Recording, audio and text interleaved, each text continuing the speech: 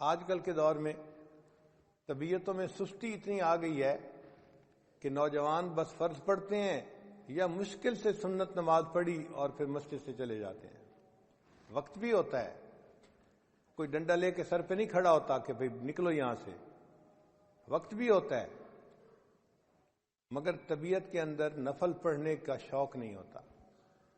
یہ افسوس کی بات ہے. نفل کو بھی ہمیں پڑھنا چاہیے. چنانچہ حدیث پاک میں نفل نمازوں کو پڑھنے کے بڑے فضائل وارد ہوئے ہیں. حدیث مبارکہ میں ہے کہ جو بندہ فجر کے بعد اپنی جگہ پر بیٹھا رہے, فجر کی نماز کے بعد, اور ذکر اذکار کرتا رہے حتیٰ کہ سورج طلوع ہو جائے, پھر اس کے بعد وہ اگر 2 رکعت اشراق کی نماز پڑھے گا تو اس کو ایک حج اور ایک عمرے کا ثواب عطا ہوگا. اور صحابی کہتے ہیں کہ نبی علیہ السلام نے جب یہ فرمایا تو 3 دفعہ کہا کہ مکمل مکمل مکمل, یعنی حج اور عمرے کا ثواب تھوڑا نہیں ملے گا, مکمل حج مکمل عمرے کا ثواب ملے گا. حیران ہوتے ہیں, حج کرنا تو ایک مشقت والا کام ہے اور بڑا ٹائم لگتا ہے اور پیسے لگتے ہیں, وقت لگتا ہے, اور یہاں 2 رکعت پہ حج کا ثواب مل گیا, عمرے کا ثواب مل گیا. تو علماء نے بات سمجھائی کہ دیکھو, ایک ہوتا ہے ضابطہ اور ایک ہوتا ہے رابطہ. ضابطہ تو ہوتا ہے کہ ایک روٹین بنی ہوئی ہے, اس کے مطابق کچھ کام کرنے پر اس بندے کو کوئی چیز دے دی جائے, اور رابطہ اس کے تعلق کے اوپر ہوتا ہے.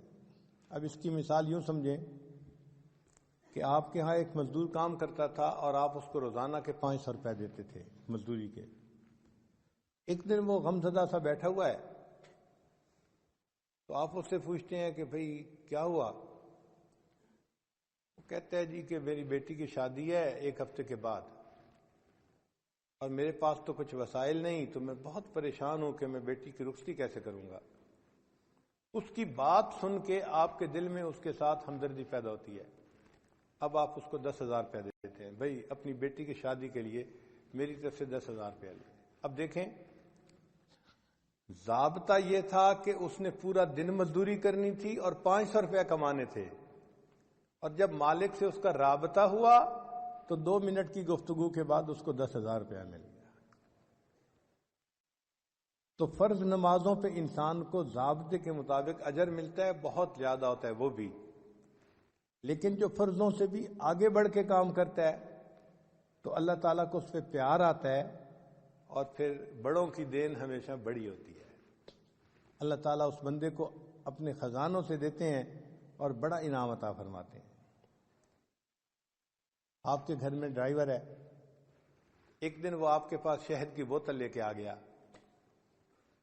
وہ جی ہمارے گاؤں میں درخت کے اوپر شہد کا چھتا لگا ہوا تھا, کل ہم نے اتارا, چونکہ چھوٹی مکھی کا شہد تھا اور خالص تھا تو میں نے سوچا میں آپ کے لیے لے کے آتا ہوں.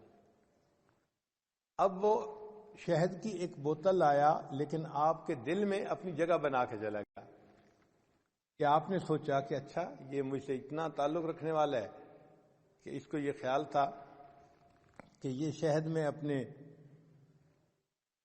مالک کو دوں گا تاکہ وہ ناشتے میں استعمال کرے.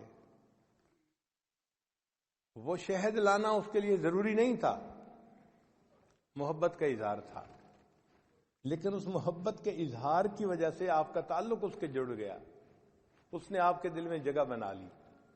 اسی طرح نوافل آپشنل ہوتے ہیں, لیکن جب انسان نوافل ادا کرتا ہے تو اللہ تعالیٰ کے ہاں اس بندے کی جگہ بن جاتی ہے, اللہ تعالیٰ اس بندے سے محبت فرماتے ہیں.